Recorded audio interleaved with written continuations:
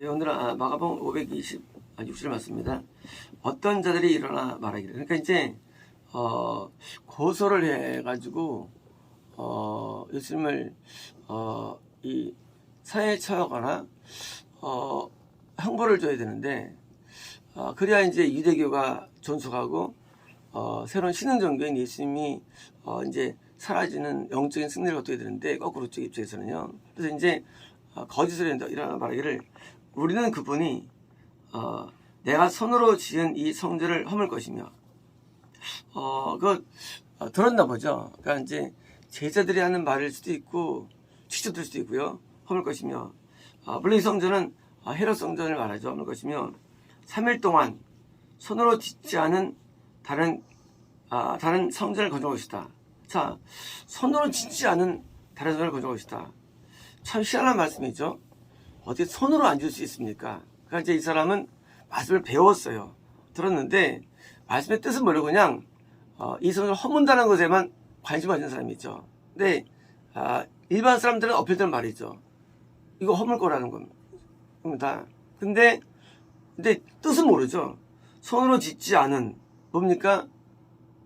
어떻게 손을 안 줄 수 있습니까? 영적인 성전인데 그렇잖아요. 이게 성전 손을 짓는 건데 손을 짓지 않는 영성전이 있죠. 이 성전은요 3일 동안 3이라는 숫자 이 3이라는 숫자는 꼭 우리 말대로 그냥 재미있는데 3이라는 숫자는 하나님 수다. 하나님 수. 12는요 거듭남의 수입니다. 7은 구원의 수예요. 3은 하나님 수예요. 그래서 이제 하나님이 직접 짓는다는 거예요. 직접 짓는 거예요. 하나님께서. 그래서 하나님께서 임재하는 장소를 직접 만드는 거예요. 어디다가요? 헤롯 성전이 아니죠. 어디다가요? 어디 만듭니까? 드디어 이제 3일 후에 그런 다음에 이 땅에 만드시죠. 그게 무용교회입니다. 이 땅에 만드세요. 예수님께서 낙원만 다스리는 게 아니라 정말 아니라 이 땅에서 예수님께서 직접 우리를 다스리며 함께하는 성전의 대표로서 그게 메시아예요. 메시아는 낙원 천국의 통치만이 아니라 이 땅에서 실제로 우리의 머리가 되어주시고 목자가 되어주시고 그리스도가 되어주셔서 그리고 왕이 되어주셔서 우리를 다스리며 그리고 예배를 흠양하는 실제의 장소가 만들어졌다는 놀라운 사실입니다. 그래서 지금 신학시대 뭐예요? 신학시대는 예수님이 직접 우리를 다스리는 그런 성전에 우리가 이거 뭡니까? 이게 예수 안, 이게 구원이 되는 거예요. 구약 때는 예수님이 성전을 잊지 않았어요. 구약 때는요 예수님이 이렇게 직접 이 땅에 통치하러 임하지 않았어요. 구약 때는요. 신약 때는요 직접 임하신 거예요. 그래서 직접 통치를 하시는데 성전에서 우리를 양육하시고 우리를 받으시는 일이 나타나는 거예요. 근데 구약 때 지어진 세계 성전들보다 훨씬 강력하죠. 왜냐면 이때 세상에서는요 성령님의 은혜가 넘쳐나고 진리 말씀이 넘쳤기 때문에 해서 이제 신약교회가 부흥된 겁니다. 이방인에게 퍼진 거예요. 왜요? 이 성전 때문이에요. 물론 이 성전은 무형교회죠. 무형이에요. 하지만 이 무형은 유형과 연관됩니다. 예수님의 이 무형교회는요 유형교회로 연결이 돼서 이제 이 무형교회가 포함된 내포된 유형교회가 뭐예요? 그걸 참교회라고 부릅니다. 이 무형교회 안에 있는 유형교회, 참교회예요.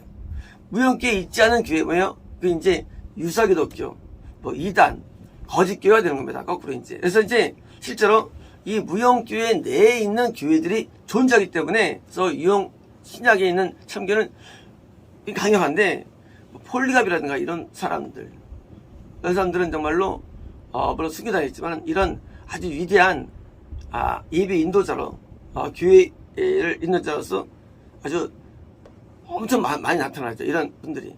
왜일까요? 바로 예수님이 직접 성전에 하나님이 되셔가지고 가르치고 인도하기 때문입니다. 그러니까 이제까지 구약의 성전에서 가서 유월절과 이런 절기를 지키는 이런 그 선조를 넘어서서 이제는 눈에 보이지 않는 교회가 이루어진 거예요. 성전이요. 그러니까 이 사람이 이제 그거를, 그러니까 이 사람이 성전을 부수니까 당시에 있는 뭐예요? 당시의 대제장들과 서기관들은 이 성전 중심인데, 이래 성전 중심인데 이걸 부순다니까 도달하는 것이 거꾸로요. 그러니까 머리가 모두 그런 사고예요. 뭔 사고? 우리말에 있잖아요. 우리말에 코에 걸면 코걸이, 귀가 어리란 말이 있잖아요. 그러니까 이제 자기 멋대로 해석해가지고 그걸 가지고 이제 공격하는 거예요. 사실 예수님께서 무너뜨렸습니까? 안 무너뜨렸어요. 예수님께서는요. 언제 예수님께서 성전을 허물었습니까? 예수님이 한 번 안 하셨어요. 근데 언제 허물었습니까? 나중에 40년 뒤 드디어 이제 로마로 말미암아 성전이 허물어집니다. 실제 허물어지죠. 그러니까 이제 허물한 말씀 뭡니까? 이제 내가 이제 이거를 전통적인 이 구약적인 방법을 안 써. 내가 이제 이 성전은 내가 직접 제사장이 되어가지고 인도할 거야 라는 것이죠. 그래서 이제 신학 때는요 직접 제사장이 되어가지고 더 강력한 은혜로서 하나님께 인도하는 장소는 어디로 인도합니까? 천국으로 인도하는 거죠. 그래서 이제 이 땅의 무형교회는요 천국에는 낙원을 인도하는 뭐예요? 그런 실제적인 장소예요. 실제 장소예요. 그래서 예수님이 통치할 때 어떻습니까? 그때는 이제 모든 게 다 새롭고요. 모든 게 다 놀랍습니다. 예수님이 오병이어 때 하나님 말씀이 그때 끝난 게 아니에요. 지금도 이 무형교회에서 여전히 오병이어가 나타난 사실입니다.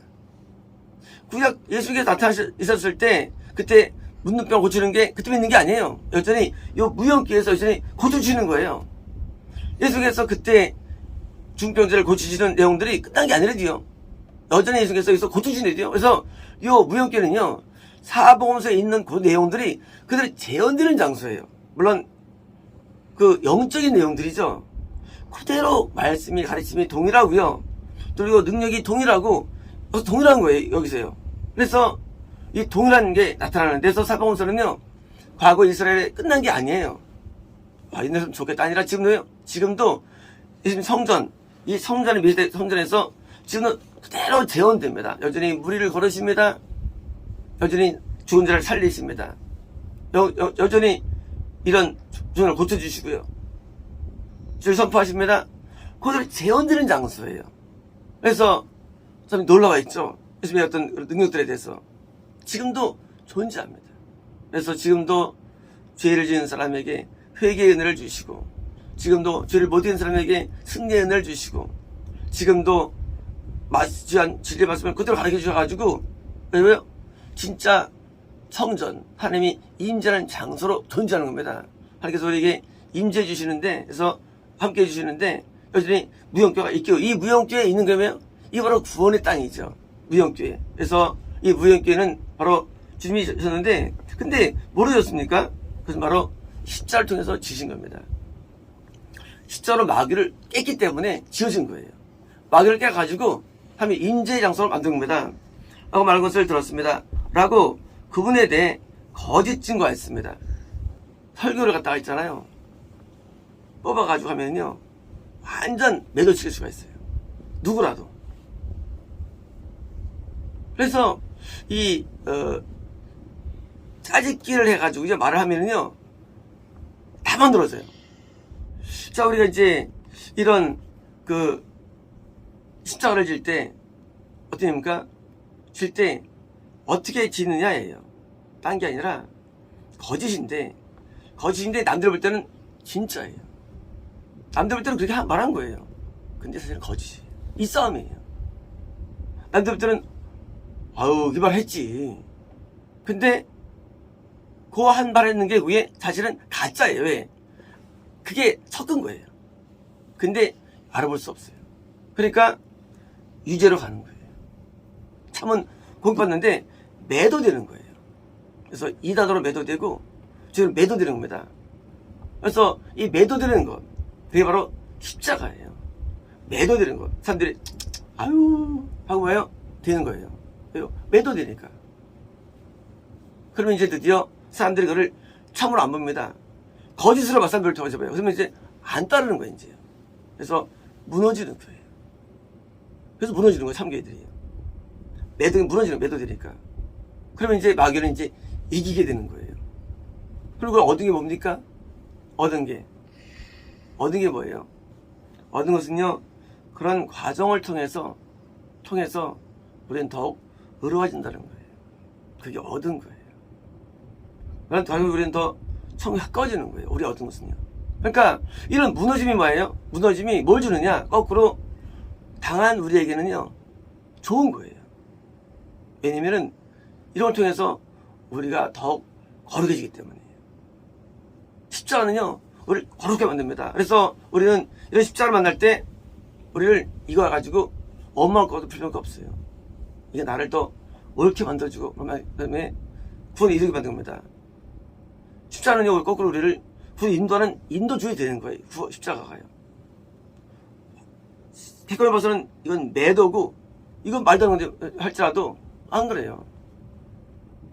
이때까지 전부 다 매도해서 죽었죠. 천자들이. 왜 죽었습니까? 하지만 그것이 우리를 구원으로 인도하는 길이 되는 거예요. 거꾸로요.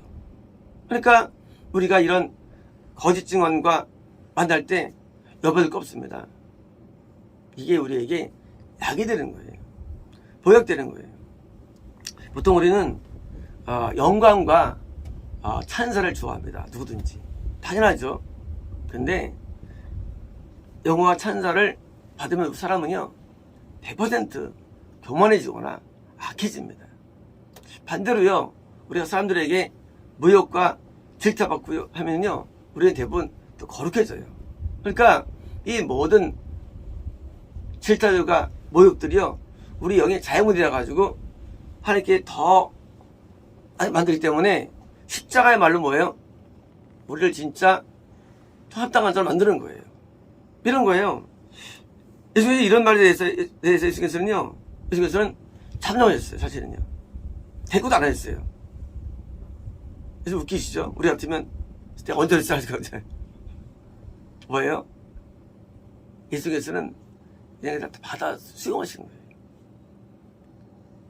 모욕을 수용하는 능력, 억울함을 수용하는 능력, 이게 바로 십자가의 능력이에요.